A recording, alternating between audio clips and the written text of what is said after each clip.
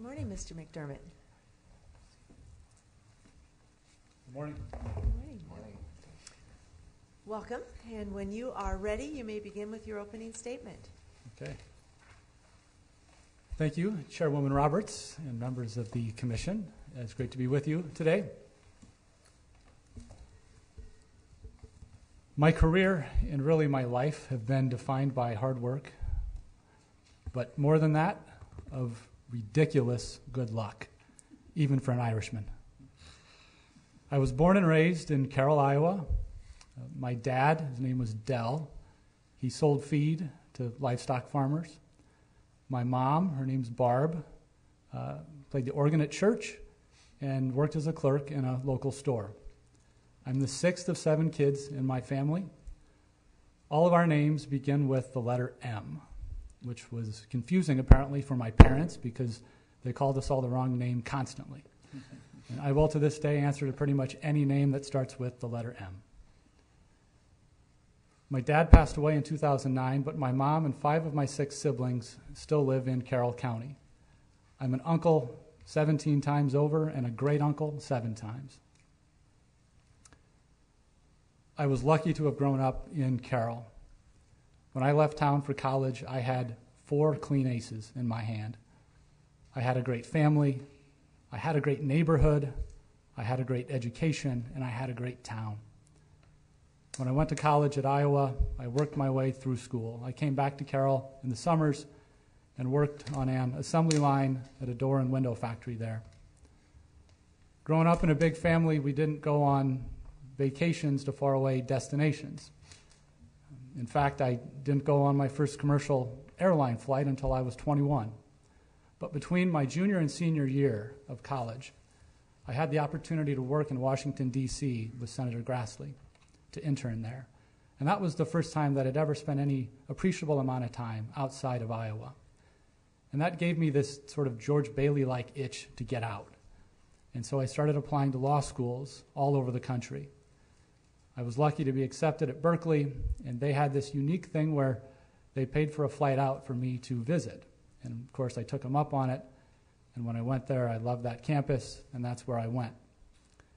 Between my second and third year of law school, I decided I wanted to intern in New York City. Little did any of the law firms there know that I had never actually set foot in New York City until I went there for my interviews. I was very lucky to get a job at one of the oldest law firms there in the city.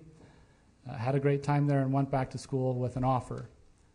When I got back to school, I started thinking hard about what it was that I really wanted to do with my career and with my life, and decided very quickly that I wanted to be home. I wanted to be in Iowa. I was very lucky to get a job at the Bellin Law Firm, where I've worked for the past 17 years. I have a statewide litigation practice, where I practice in state and federal courts across this state. My practice is somewhat unique in that I handle civil cases, criminal cases, and administrative law cases. I do trials and appeal work. And I've been very fortunate to work with some great lawyers on both sides of cases. My biggest stroke of luck was in marrying and meeting my wife, Heather. Heather's an Iowa girl, too. She's from Knoxville. She works at Principal here in town. We have 3 kids, Sydney, who's 10, Connor, who's 8, and Marin, who is 6. They say that having 1 child makes you a parent. Having 3 kids makes you a referee. And we find that to be true in our house almost nightly. Why do I want to be on this court? Stated simply, I feel a call to serve. And I believe I have the experience, the ability, the temperament to be a good justice on this court. I seek out tough challenges, and I am drawn to the fact that this court has to answer the very toughest questions in our court system, and I'm drawn to that. In my own work, I'm drawn to tough cases. I like wrestling with thorny legal issues. In my charitable work, I'm drawn to try to solve some of the toughest problems that we have. I've dealt with homelessness, and through that addiction, mental health, and through Iowa Legal Aid, access to justice.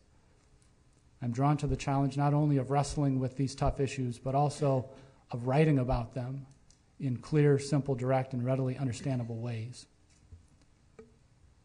How would I enhance this court? In baseball, you often hear reference to something called a five-tool player. It's a well-rounded ball player that can hit for power, hit for average, run, field, throw.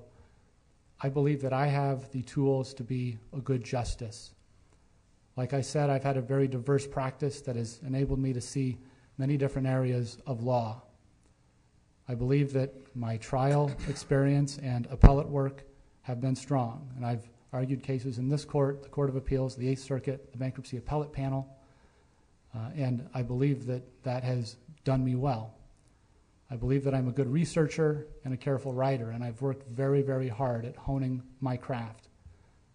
I believe that I can collaborate with others, and I believe that I have the integrity to follow the law wherever it might lead. In my practice, I've had the opportunity to handle criminal cases on the defense side. Now, typically, we tend to see judges who come to, who in their prior practice, if they practice criminal law, have tended to be on the prosecution side. And I think it's critical that we have people in our court system also that have experience in representing defendants in cases and that understand the very unique and difficult challenges on that side too. In my cases, I've taken appointed work for clients who couldn't otherwise pay. It's always amazed me that even in those cases, when on one side you have the state or the government and all the immense resources and power that it has, and on the other side, my client, often poor, sometimes very young. But when we get in a courtroom like this, we're all equal. And if I make a better argument than the other side, my client wins because of the rule of law. And that is an amazing thing. I've had the great fortune, the great honor of representing attorneys in disciplinary cases, representing lawyers oftentimes that have practiced for decades whose career is on the line. I've frankly had the great honor of representing a wide, diverse array of clients. I've represented large companies, I've represented mom and pop businesses, I've represented farmers, immigrants, individuals of all stripes. I've even represented the state of Iowa in this courtroom.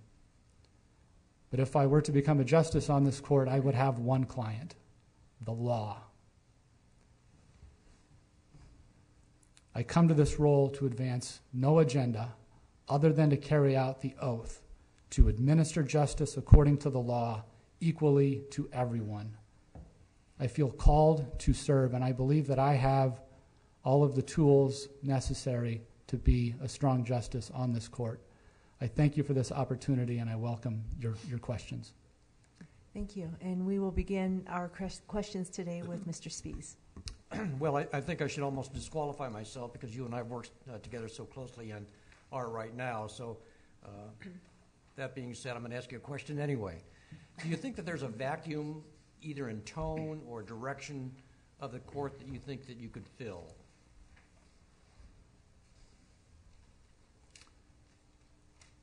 I believe that I provide maybe three things in terms of a skill set or background that might be somewhat unique on this court. First of all, I have a very much a rural background. Although my address right now is in the Des Moines area, I feel like I certainly understand what goes on in courtrooms and courthouses across this state. I also believe that my criminal defense background would be very much helpful on this court. I don't believe that there's anyone on this court currently that practiced in the criminal law area on the defense side as much as I have. And I guess third, I have in my charitable work outside of the practice focused a lot on access to justice issues. And that's something that this court has to deal with an awful lot. And I feel like my background in understanding the challenges and solutions there, I think will be very additive. That's the last softball. The rest are hardballs. Thank you. Thank you. Mr. Bloom. I'm going to defer. Ms. Stanger. Thank you.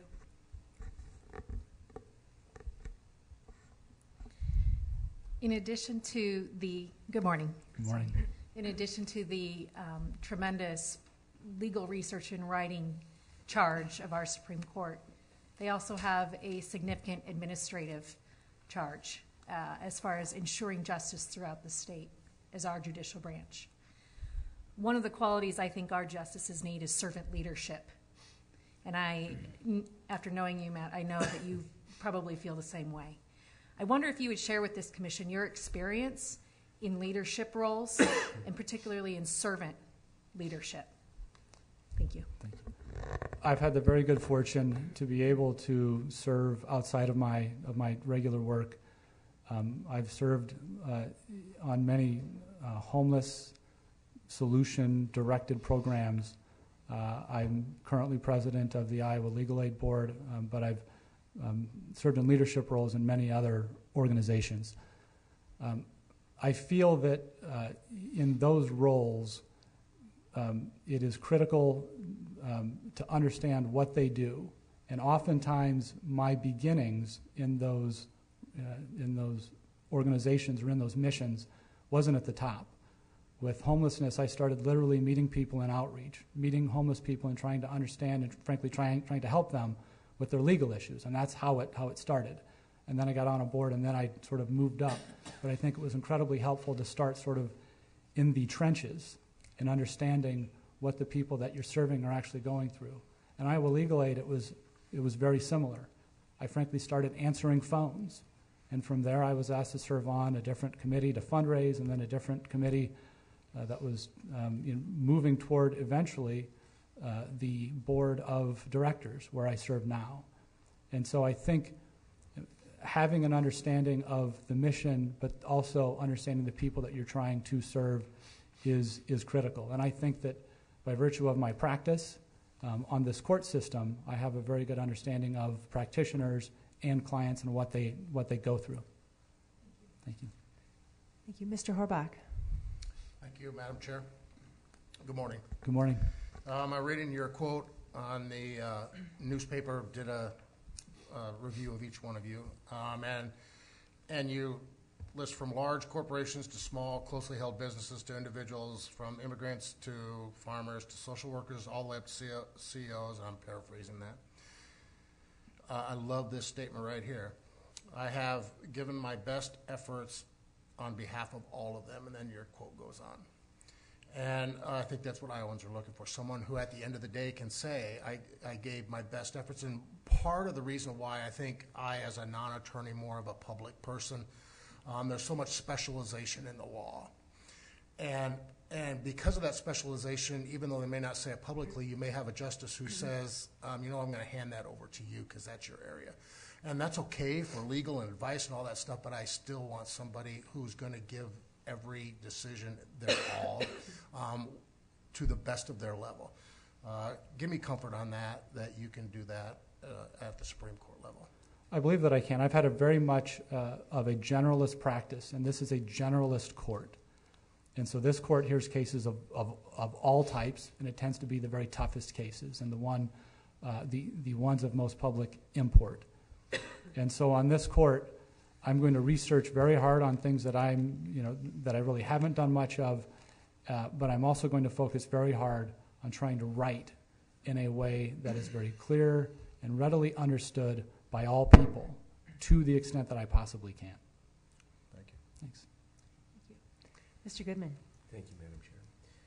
Mr. McDermott, thank you for your application. There have been some people that have called me, and perhaps other commissioners, that have made the case that in order to serve on the appellate court, you should first serve on the district court. What I struggle with is we've got 12 applicants and 4 are judges, so if we follow that guidance, the choice would be very easy. We would just have to pick 3 or 4. We currently have a court with, if we didn't take into account the untimely passing of Chief Justice Katie, 4 judges and 3 lawyers. So your addition to the court would shift that balance in the other direction, but it would basically be balanced. What I'd like to know from you as a private practitioner, can you give this commission some guidance as to why should we pick a lawyer and not a judge? Thank you. I think that being a judge can be critical and can be extremely helpful, but I certainly don't think that it's necessary. And I think particularly with someone like me, where my background in my career for the past 17 years has been doing civil cases and criminal cases and admin cases, I have the background in the different areas that I think most private practitioners maybe lack. I think that the district court can be particularly helpful when a practitioner focused maybe on one lane, when they did all civil work or maybe all criminal work or family law work or whatever it might be. I think the district court in that instance can certainly help give you experience in another area. I don't think that for me, the district court would really advance that much more than what I've already been able to do in my private practice. Thank you. Thanks. Thank you. Mrs. Sinclair? Have you ever applied to serve in any capacity, in any other judicial capacity? Not in any judicial role. This is my first. This is your first time. Mr. Bevel? No questions. Ms. Law? Matt, we've known each other for a long time, and I mean, you're very involved in nonprofit organizations, and your legal experience, is incredible. But I think I was noticing on your resume, your year running the Carroll Little League might give you the best experience for serving on the bench, having to deal with all types of people and all sorts of issues. What did you learn from that experience that will help you if you're selected to be on the board? So I was 20 years old. I was working at Pella during the day on a door line, and then at night I would get off work at 4 and I'd head straight out to the fields. I love baseball. Love to be around it. My kids play it. My daughters play softball. My son plays baseball. I love being around baseball. I love teaching kids. My job there was primarily to make sure the fields were all ready. So you're chalking lines. It wasn't very sexy work, but you're chalking lines. You're putting out pitching mounds. I had to deal then, though, with angry parents who were upset at umpires. I had to reschedule games. I had to call off games if there was bad weather. I think for a young person at that time and having to sort of deal with all of it, the folks that were involved with it were largely very, very good, and I had a lot of fun with it. But it gave me an opportunity, I think, at a fairly young age to kind of have a real role in a community endeavor that kind of maybe springboarded me a little bit onto some other things later on. And by the way, I had to work with one excellent coach. Chairwoman Roberts was actually one of the coaches. I may have also served on the Little League board at the time, so we right. interacted numerous times. Mr. Gray, do you have a question? I do. And Mr. McDermott, I don't know you very well. Met one time in my office. But I have understood your success as the leader, at least the civilian leader, of Iowa Legal Aid. Can you tell us why Iowa Legal Aid is important, and also tell us how you've been one of the most successful leaders of that in obtaining proper financing from the government? And would you be able to do that if you're on the Supreme Court? Iowa Legal Aid is critical because access to justice is absolutely critical. Laws that protect people are empty promises if there's no enforcement mechanism for them. If you are accused of a crime and you need a lawyer, the government appoints one for you. If you have a civil case that's equally important, Iowa Legal Aid is there to serve you. Iowa Legal Aid every year serves, and I'm on the board with Leon there and others. Iowa Legal Aid every year serves about 18,000 Iowans. We have to turn away about 10,000 Iowans who still meet our income threshold, which is an awful lot of people. I have been very involved in fundraising, and one of the key things that I talk about when I fundraise for Iowa Legal Aid is the opportunity that we have when we solve a legal problem. It usually is a solution that fixes something earlier in a process before it turns into some other bigger, tougher to solve, and more expensive to solve problem. So for example, if someone has a right to be in a tenant-landlord issue, someone has a right to be in an apartment and they get kicked out, and they shouldn't have, but if they had a lawyer, they might have had protection from that. Suddenly you have perhaps a homeless family, right, who has to sleep in a car, and suddenly the kids are not being able to go to school, right? Or if they are, they're not going ready to learn. And you suddenly are drawing on other resources that if Iowa Legal Aid can get involved early and fix it, you don't have to deal with all of those issues. In terms of whether Iowa Legal Aid's funding will continue without me, it certainly will, and I play a very minor role, frankly, in that. I think that my role is largely, I'm very passionate about it probably comes through here, but I think that what they do is so critical, and I think that once people learn about what they do, it becomes so evident that funding naturally flows. Thank you. Thank you. Well, thank you. And I am sorry to say that we are out of time, but thank you for being here with us today, and we wish you well. Okay. Thank you, everybody.